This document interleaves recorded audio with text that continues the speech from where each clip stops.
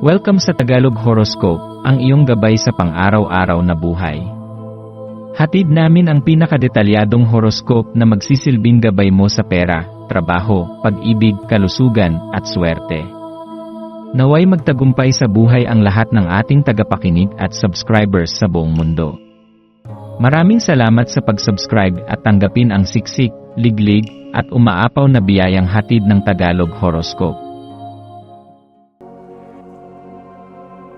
Ito ang iyong pang-araw-araw na horoscope para sa Libra para sa Abril 11, 2025. Habang tinatanggap ng iyong tanda ang maselan, ngunit mapagpalayang presensya ng buwan, mararamdaman mo ang isang likas na paghila mula sa iyong kalooban na bumuo ng isang kapaligiran na payapa, balanse, at puno ng pagkakaunawaan.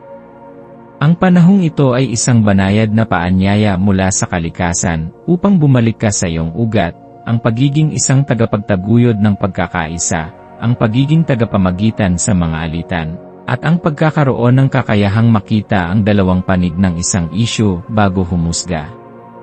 Sa araw na ito, parang tinatawag ka ng universo upang gamitin ang iyong likas na kakayahan sa diplomasya at panloob na kabutihan upang maging ilaw sa paligid mo. Hindi mo kailangang gumawa ng ingay upang marinig, sapagkat ang iyong katahimikan at mabuting halimbawa ay sapat na upang hikayatin ang iba na sundan ka sa landas ng kapayapaan.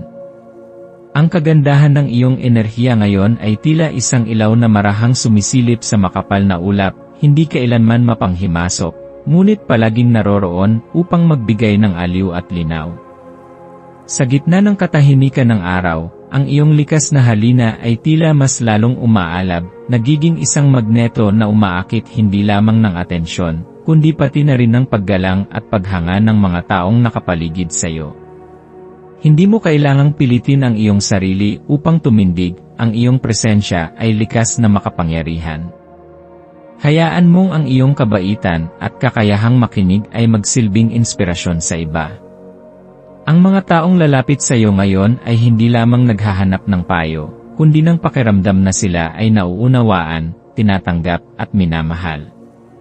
Sa bawat pag-uusap, sa bawat tingin, at sa bawat simpleng ngiti na iyong ibinibigay, ikaw ay nagkakalat ng enerhiyang nakakagamot at nagbibigay ng pag-asa.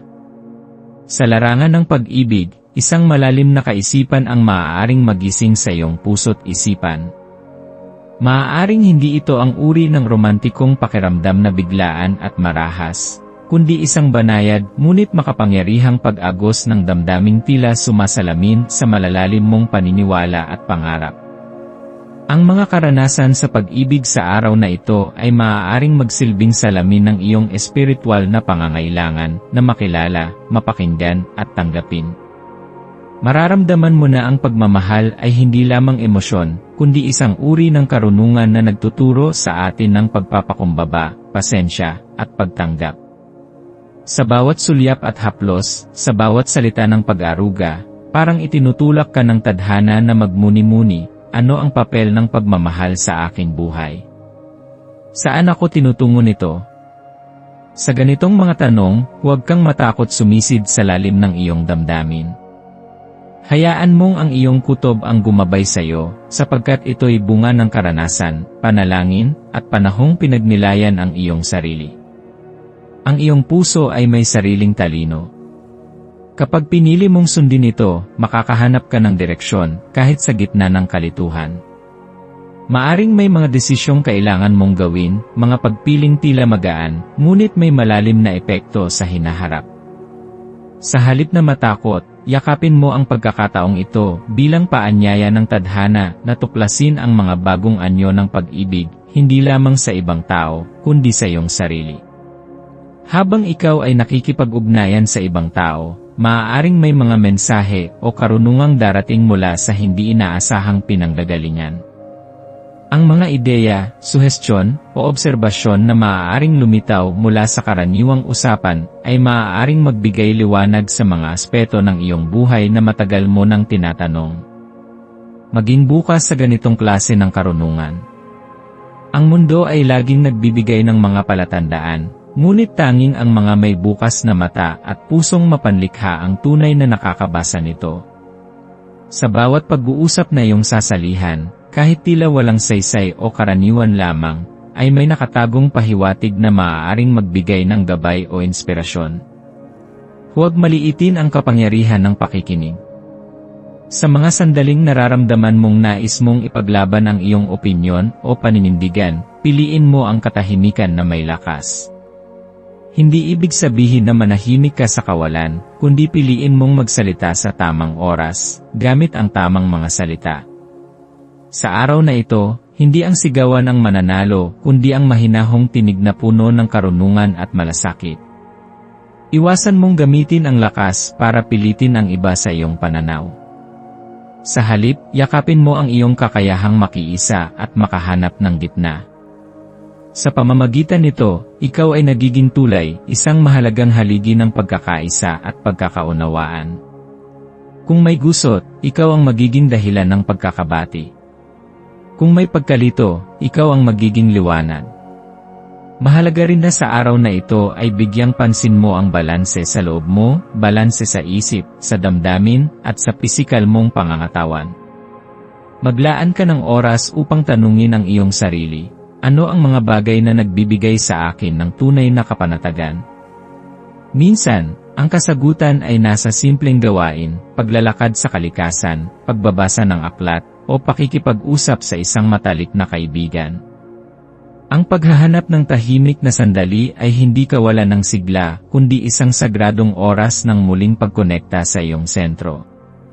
Kapag napapangalagaan mo ang iyong sarili, mas nagiging epektibo ka rin sa pag-aalaga sa iba. Sa aspeto ng iyong personal na pag-unlad, makikita mong ang mga ideya na dati ay tila malabo o imposibleng abutin ay unti-unting nagkakaroon ng linaw.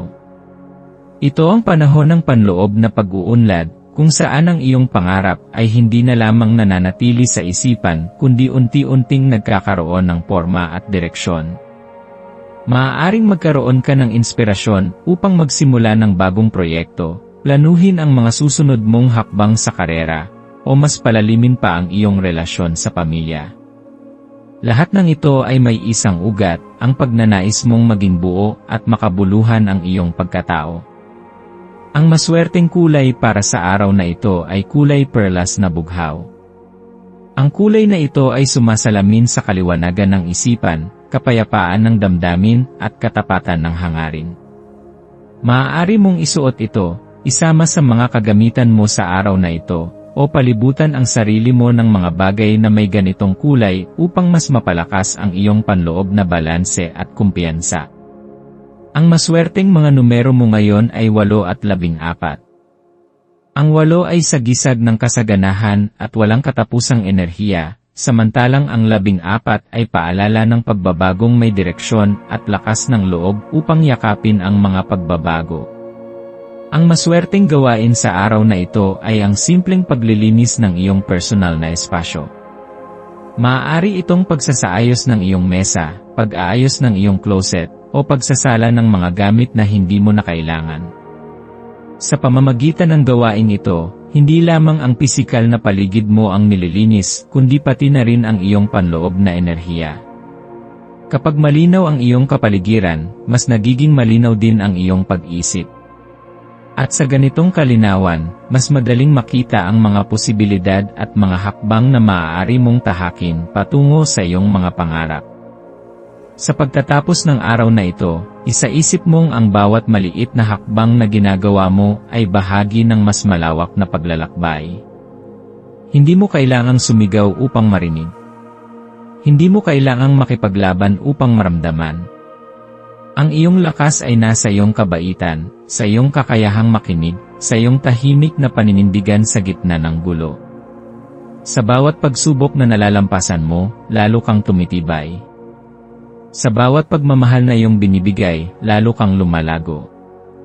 Sa bawat pagkakamali na iyong tinatanggap at pinatatawad, lalo kang nagiging totoo. Tandaan mong ikaw ay mahalaga, ikaw ay sapat, at ikaw ay karapat-dapat sa lahat ng mabubuting bagay na dumarating. Ipagpatuloy mo ang paglalakbay na ito ng may puso't isip na bukas sa pagbabago at kabutihan. Sa araw na ito, magtiwala ka sa sarili mong ilaw. Hindi ka kailangang sumabay sa agos ng iba. Ikaw ay nilikha upang maging liwanag, liwanag na tumatanglaw sa sariling landas at liwanag na nagbibigay ng direksyon sa iba. Yakapin mo ang araw na ito ng buong tapang, buong pasensya, at buong pagmamahal. Sapagkat sa bawat sandaling pinipili mong maging totoo sa sarili, isang panibagong kapayapaan ang nahuhubog sa mundo.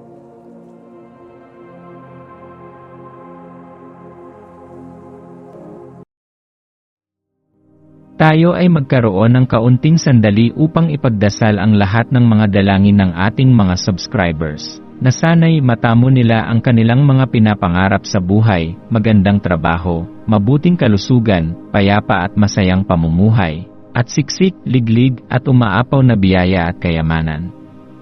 Ipinagdarasal namin ng mataimtim ang lahat ng mga komento sa nakaraang video, at hinihiling namin, Panginoon, na pagpalain mo ang ating mga subscribers ng masayang buhay sa mundong ibabaw. Maraming salamat po.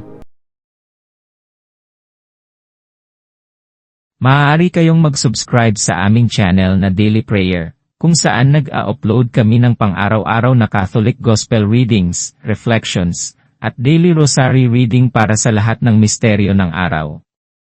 Tulungan ninyo kaming buuin ang community na ito at mag-subscribe na. Ang link ay nasa description box. Maraming salamat sa panonood ng iyong horoscope ngayon araw. Naway gabayan ka ng mga bituin sa iyong landas. Huwag kalimutang mag-like, share, at subscribe para sa iba pang cosmic na kaalaman. Hanggang sa muli, manatiling konektado sa universo.